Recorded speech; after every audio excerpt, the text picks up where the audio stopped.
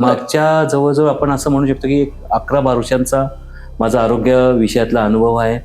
कुठल्याही, परत एकदा सांगेल की कुठल्याही गोळीशिवाय, कुठल्याही इंजेक्शन शिवाय, कुठल्याही औषधाशिवाय आणि कुठल्याही ऑपरेशन शिवाय तुम्ही तुमच्या पाठीच्या मणक्याची जे काही त्रास आहेत ते पूर्णपणे बरे करू शकाल.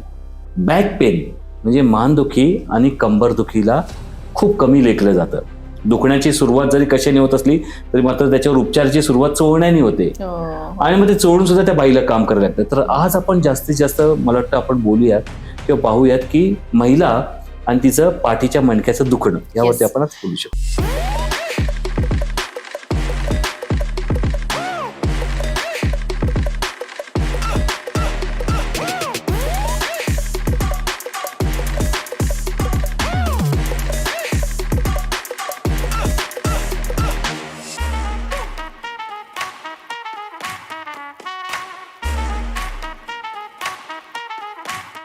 नमस्कार, मी advocate Neera Dhadge, founder of Pune women's club, तुमचं सहर्ष स्वागत करत आहे पॉडकास्ट विथ नीरामध्ये. आज आपण जो विषय घेऊन आलेलो आहोत त्याच्यामध्ये तुम्हाला सगळ्यांनाच खूप मदत होणार आहे हे मला नक्कीच माहिती आहे. कारण आज आपण घेऊन आलेलो आहोत महिला आरोग्य. बाई ही सगळं करते, आपलं घर सांभाळते, व्यवसाय करते, थोडा का होईना स्वतःसाठी वेळ काढते, पण आपल्या आरोग्याकडे पाहायला आपल्याकडे अजिबात वेळ नसतो. घराचं सगळ्यांचं डाएट तुम्ही सांभाळू शकता, पण स्वतःचं डाएट जेव्हा करायची वेळ येते तेव्हा आपण नक्कीच दुर्लक्ष करतो. आणि हे मला वेगळं सांगायची गरज नाही, कारण आपल्या पुढचे म्हणजे आपल्या संसारात जी लोक आहेत त्यांच्याकडे आपण खूप जास्त चांगल्या पद्धतीने लक्ष देऊ शकतो आणि आपल्याला कुठेतरी आपण बॅकफूटवर घेतो. पण आज हा विषय किती महत्वाचा आहे हे सांगण्यासाठी आज आपल्या बरोबर आलेले आहेत मंगेश कदम सर. नमस्कार. खूप छान वाटतंय सर आज तुम्ही इथे आलात आणि इतका सुंदर विषय आमच्या समोर घेऊन आलेला आहात. त्या तत्पूर्वी तुमची आमच्या ऑडियन्सला ओळख करून द्या. सर्वप्रथम तुम्हाला तुमचं खूप अभिनंदन मनपूर्वक की परत एकदा आपल्या विषयाचा गाभा बाई आणि एक बाई म्हणून तुम्ही ज्या पद्धतीने पुढाकार घेतात, या पद्धतीने एक वुमेन्स क्लब तुम्ही पुढाकार त्याबद्दल तुमचं खरंच मनपूर्वक अभिनंदन. आणि मला खूप आज आनंद होत आहे की मी ह्या विषयावरती बोलायला आज तुमच्या सोबत आहे. मी तुमचे खूप पॉडकास्ट पाहिले आणि खूप तुमचे प्रोग्राम सुद्धा अटेंड केले आणि त्यामुळे मला खूप आनंद होता आणि आज आवडेल मला ह्या विषयावरती तुमच्याशी चर्चा करायला. नक्कीच नक्कीच सर. सर त्याआधी तुम्ही काय आहात, आतापर्यंतचा तुमचा प्रवास कसा राहिला हे आम्हाला ऐकायला आवडेल. नक्कीच, मी थोडक्यात माझ्याबद्दलचं सांगतो. माझं नाव मंगेश कदम, मी राहायला असं पुण्यातलाच आहे. माझं शिक्षण पुण्यामध्ये झालं, ग्रॅज्युएशन केलं, डबल ग्रॅज्युएट केलं प्रिंट मीडिया, सकाळमध्ये काही काळ पत्रकार म्हणून काम केलं. त्यानंतर डिग्री घेत घेत मी ह्युमन राईट्स वरती काही काळ महाराष्ट्रात काम केलं आणि महिला आरोग्य हा माझा एक विशेष होता त्यामध्ये.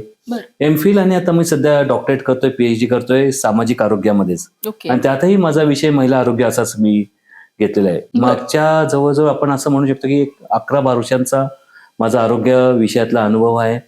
वेगवेगळ्या म्युन्सिपल महानगरपालिकांसोबत काम केल्याचा अनुभव आहे. वेगवेगळे शासकीय प्रोजेक्ट राबवल्याचा आहे. त्यामध्ये स्वच्छ भारत अभियान असेल किंवा कोविडचं लसीकरणाचा प्रकल्प असेल, ह्यामध्ये मी जवळजवळ काही शहरांमध्ये सहभाग घेतो. असं एक आरोग्यावरती काम राहिलेलं आहे माझं आजपर्यंत. ओके. आज आपण विषय घेतलेला आहे महिला आरोग्य. तर कोणते कोणते विषय आज आपण कव्हर करणार आहोत हे मला तुमच्याकडून ऐकायला आवडेल. महत्वाचा बऱ्याच वेळा असं होतं की महिला ह्या विषयालाच आपण केंद्रभूत केलं तर महिला सगळं सांभाळते, म्हणजे तिचं वैयक्तिक आयुष्य बाजूला ठेवते, परंतु कौटुंबिक आयुष्य तिचं प्रायोरिटी असतं, सामाजिक आयुष्य तिचं बाजूला ठेवते आणि कदाचित तिचं व्यावसायिक आयुष्य मग तिच्यासाठी महत्वाचं ठरतं.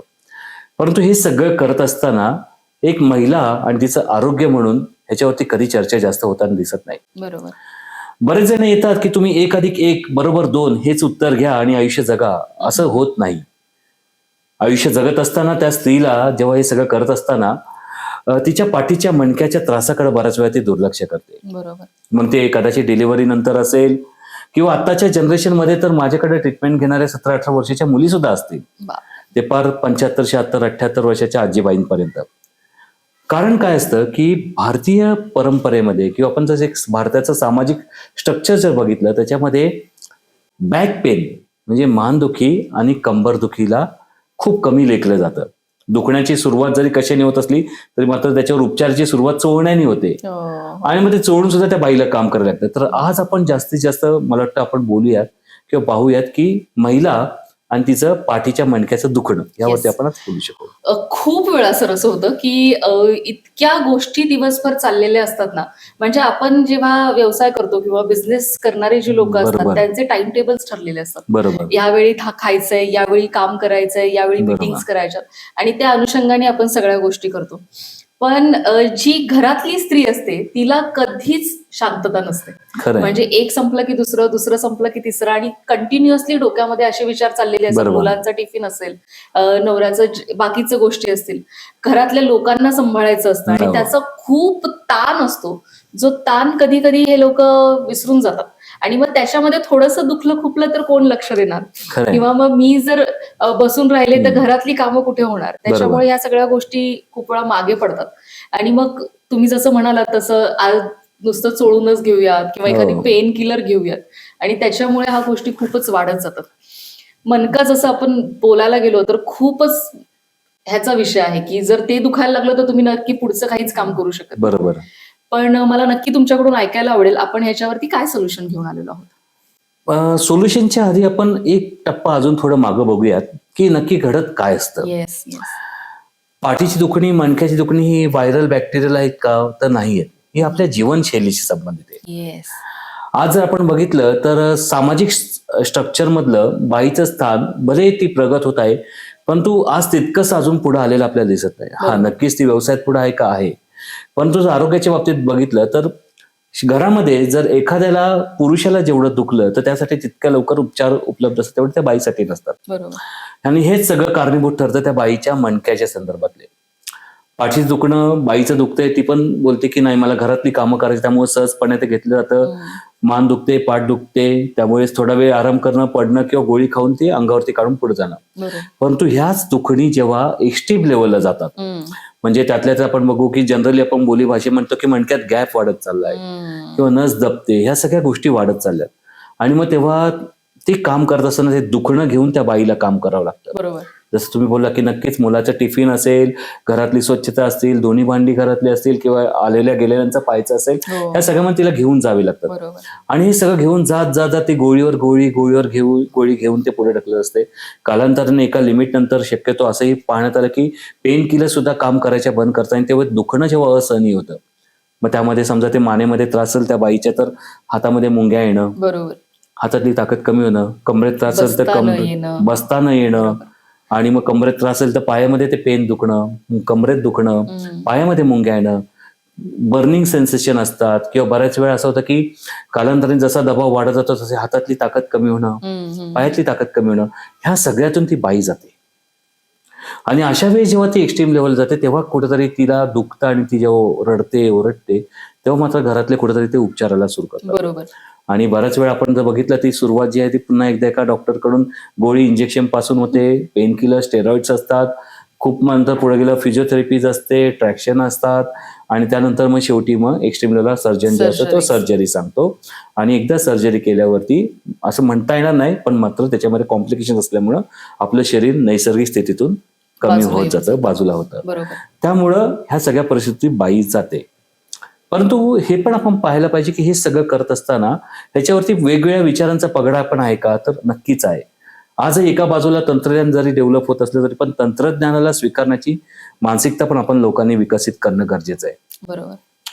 ह्या दोन्हीचा जर सांगाडा आपण जर घातला तर असं दिसतं की मग फक्त ऑपरेशन एकमेव पर्याय आहे का किंवा फक्त इंजेक्शन्स गोळ्या घेणं हा पाठदुखी मानदुखीतला पर्याय आहे का मणक्याच्या त्रासाबद्दल पुढे जाऊन फक्त मग आपल्याला ट्रॅक्शन किंवा अजून काही मणक्यात इंजेक्शन घेण्याचे पर्याय आहेत का तर माझं आता असं म्हणणं आहे की नाही. बरं. कारण की मागच्या जर 30-40 वर्षाचे आपण संशोधन बघितले त्याच्या आधीचे जर संशोधन बघितले तर अँसी वेलनेस म्हणजे American non surgical spine institute okay. मागच्या बऱ्याच काळापासून डेव्हलप कंट्रीमध्ये काम करत आहे.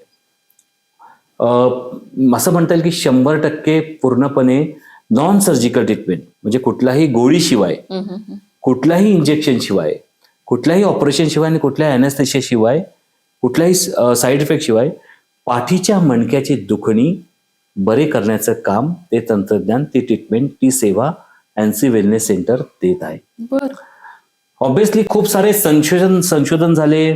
हार्वर्ड युनिव्हर्सिटी, मायो, जॉन हॉपकिन्स अशा मोठमोठ्या अमेरिकन विद्यापीठांनी खूप सारे संशोधन केल्यावरती हे सगळं तंत्रज्ञान मशीन्स डेव्हलप झाल्या. डॉक्टर जोसेफ कॅमेरेटा एक मोठे संशोधक आहे, ज्या संशोधनामध्ये हे प्रोटोकॉल डेव्हलपमेंटमध्ये त्यांनी त्यांचं आयुष्य खर्च केलं. हे सगळं खर्च केल्यावरती डॉक्टर विद्या झिल्पे त्यांच्यासोबत खूप काळ ह्याच्या सगळ्या संशोधनाच्या प्रक्रियेमध्ये प्रोटोकॉल डेव्हलप करण्यामध्ये होत्या. भारतात आलं कारण की दिनेश दळवी सर हे स्वतः एक पेशंट होते. खूप काळ म्हणजे अमेरिकेत असताना काही मित्रांना सामान उचलण्यामध्ये मदत केली, कमरेत त्यांचा त्रास झाला आणि तो कमरेतला त्रास जेव्हा MRI द्वारा जेव्हा तो कळाला की त्यांना L3, L4, L4, L5 आणि L5 असलेला गॅप आहे जिथे त्यांची नर्व कंप्रेस होतीये, तेव्हा त्यांनी भारतात येऊन खूप साऱ्या उपचार पद्धती घेतल्या. अनेक लाखो रुपये घालवले ती गोष्ट वेगळी, परंतु त्या ज्या उपचार पद्धती होत्या त्या तात्पुरत्या आराम देणाऱ्या होत्या. तात्पुरत्या आरामाच्या नादामध्ये काय झालं की पेशंट अंगावरती काढत गेला, परंतु कालांतराने अशी वेळ आली की ते तात्पुरत्या उपचार पद्धती सुद्धा काम करायच्या बंद झाल्या आणि शेवटी त्यांना नानावटी, लीलावती असे मोठे मोठे हॉस्पिटल सर्जरी सांगायला लागले. ऑपरेशन करायचं नव्हतं कारण की खूप सारे कॉम्प्लिकेशन्स ऑपरेशन मध्ये आहेत का, तर आहेत. तर ते स्वतः US ला गेले, परत एकदा डॉक्टर जोसेफ यांना भेटले, एनसी मध्ये ट्रीटमेंट घेतली, बरे झाले आणि मग त्यांनी ही ट्रीटमेंट भारतातल्या लोकांना मिळावी. कारण की एक परिस्थिती अशी होती की त्यांना खरंच जर टॉयलेटला जरी जायचं असेल तरी पण त्यांना पेन किलर घेऊन जावं लागायचं. आणि आज ती स्वतः व्यक्तिमत्व, ती पर्सनॅलिटी जेव्हा ह्या ट्रीटमेंटमध्ये पहिल्याच दिवशीच्या सेशनमध्ये जेव्हा त्यांनी घेतलं स्पायनल डिकम्प्रेशन, ज्याच्यामध्ये त्यांना 90% रिलीफ आला आणि तेव्हा तो कॉन्फिडन्स आला की नाही, मी बरा होऊ शकतो. मग त्यांनी ह्या ट्रीटमेंट, ह्या technology, protocols, machinery, American doctor आणि त्या मशीन्स घेऊन भारतात आले आणि मग भारतात ह्या सेवा द्यायला त्यांनी सुरुवात केली. येस. खूप छान. साधारण किती म्हणजे आता 30-40 वर्षांचं जसं तुम्ही हे सांगता आहात, रिसर्च आहे आणि आतापर्यंत म्हणजे इंडियामध्ये येऊन याला किती वर्ष झाले आणि किती पेशंट्सला याचा फायदा झालेला आहे? भारताचं गणित बघायला गेलं तर भारतामध्ये जवळजवळ मागच्या 8 ते 10 वर्षापासून एनसी वेलनेस कार्यरत आहे. एक महत्वाचा मुद्दा मध्ये मोर दॅन आपण असं म्हणू की ज्यांना स्पेसिफिकली सर्जरी सांगितली होती अशा 8,000 पेक्षा जास्त पेशंटच्या ऑपरेशन्स वाचवले गेलेले आहेत. पुण्यामध्ये आपण मागच्या 4 वर्षापासून काम करतोय आणि पुण्यामध्ये आपण औंध आणि खराडी या ठिकाणी आहोत, जिथे एनसी वेलनेस स्पायनल डिकम्प्रेशन ट्रीटमेंटद्वारे पेशंटचे सर्जरी वाचवतात. जर स्पेसिफिकली औंधचं बघितलं तर मागच्या 4 वर्षामध्ये औंधमध्ये जवळजवळ मोर दॅन 3,500 पेशंटच्या म्हणजे 3,500 पेक्षा जास्त पेशंटच्या ऑपरेशन्स वाचवण्यात आलेले आहेत. आणि आज हे पेशंट सर्व चांगल्या पद्धतीने चांगलं आयुष्य जगत आहे, कुठल्याही औषध गोळीशिवाय. त्यामुळे ही स्टॅटिस्टिक्स खूप ही संख्यात्मक, गुणात्मक ह्या ज्या गोष्टी आहेत त्या खूप महत्वाच्या काम करतात, कारण की पेशंटच्या जीवनामध्ये ह्या सगळ्या प्रक्रियेमुळे खूप सारे वेगळे चांगले बदल आलेले आहेत. मस्त. खूप वेळा ह्या गोष्टी बघितल्या पाहिजेत, आपल्याकडे दुसरे ऑप्शन्स आहेत हे चेक केलं पाहिजे. कारण एका सर्जरीमधनं पूर्ण कुटुंब जातं, असं एक व्यक्ती नाही जात, पूर्ण कुटुंब जातं.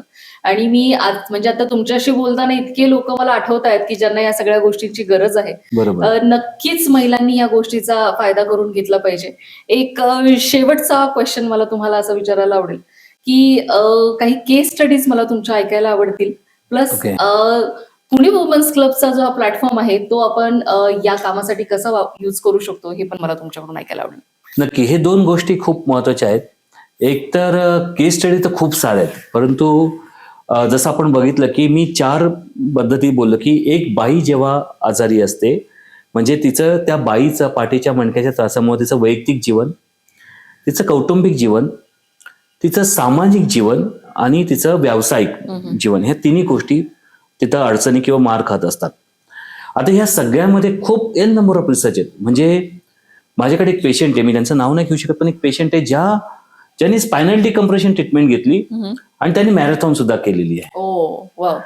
त्याचबरोबर खूप साऱ्या IT सॉफ्टवेअर मधल्या अशा महिला आहेत की ज्यांनी त्यांचा जॉब सोडला होता आणि या त्रासामुळं नक्कीच डिलिव्हरीनंतर त्यांना हा त्रास वाढला होता. तर परंतु ट्रीटमेंट घेतली, ज्यांना सर्जरी सांगितली होती ते आले, त्यांनी एनसी मध्ये ट्रीटमेंट घेतली, बरे झाले, त्यांनी पुन्हा एकदा त्यांचा जॉब जॉईन केलेला आहे. खूप साऱ्या गृहिणी सुद्धा ज्या खूप वर्षांपासून स्वतःच्या अंगावर हा त्रास काढत होत्या आणि नक्कीच पुण्यातल्या नामांकित हॉस्पिटलनी त्यांना सर्जरी सांगितली होती, त्या एनसी मध्ये औंधमध्ये आल्या, ट्रीटमेंट घेतली आणि बरे झाल्या. घरगुती महिला, व्यावसायिक, त्याच्यातनं कलासृष्टीतल्या काही महिलांनी माझ्याकडे ट्रीटमेंट घेतलेली. विशेषतः आपण म्हणता येईल की माझ्याकडं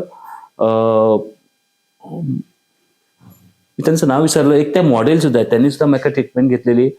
अशा बऱ्याच वेगवेगळ्या क्षेत्रातल्या महिलांनी माझ्याकडे ट्रीटमेंट घेऊन त्या बऱ्याच झालेल्या आहेत आणि आज तर त्यांचं आयुष्य चांगलं जगतात ते. Yes. याला एक मावशींचा, माझ्या एक सोलापूरच्या मावशी, ज्यांना म्हणजे मी त्यांना मावशी म्हणायला सुरुवात केली, कारण की NC मध्ये एक आम्ही असं वातावरण केलं की पेशंट जेव्हा येतो ट्रीटमेंटला तेव्हा तो कोणतरी ॲज अ पेशंट आणि आम्ही खूप असे काहीतरी त्यांना बरे करणारे असं वातावरण आम्ही ठेवलं नाही. ते घरगुती वातावरण असावं. त्यामुळे ताई, माई, मावशी, काका असं आम्ही करतो.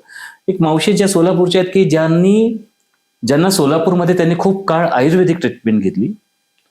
आयुर्वेदिक ट्रीटमेंटचा त्यांना साईड इफेक्ट झाले आणि ते आयुर्वेदिक ट्रीटमेंटचे साईड इफेक्ट बरं करण्यासाठी त्यांना पुन्हा एकदा ॲलोपॅथी घ्यावी लागली. बरं.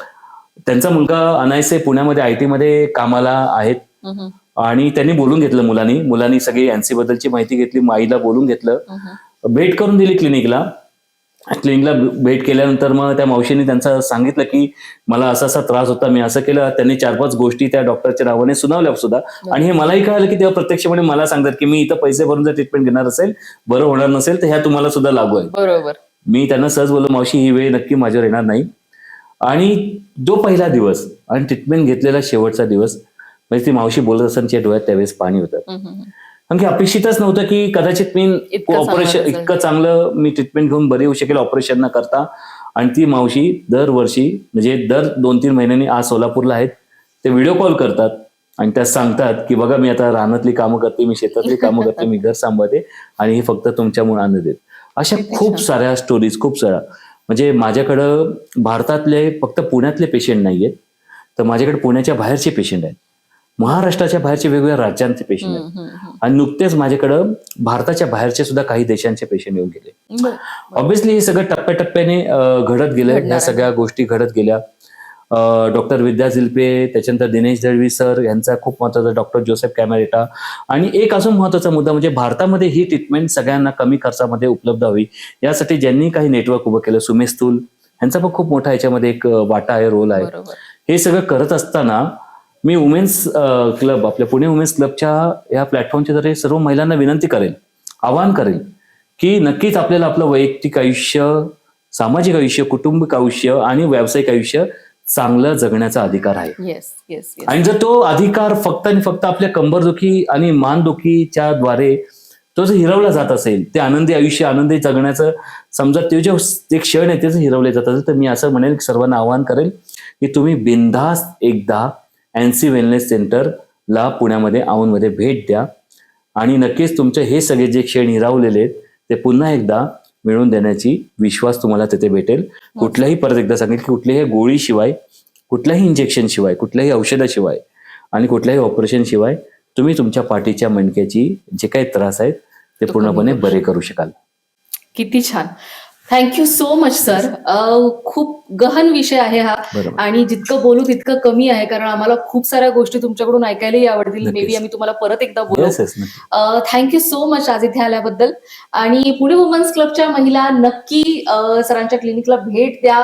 तुमचा जर काही पाठदुखी, कंबरदुखी असा काही प्रॉब्लेम असेल तर नक्की तिथे एकदा भेटून या, जेणेकरून आपल्यालाही काही करता येत आहे की नाही किंवा तुमच्यावरती उपचार होत आहेत की नाही हे पण आपल्याला बघता येईल. थँक्यू सो मच सर आज इथे आल्याबद्दल. नक्कीच, धन्यवाद.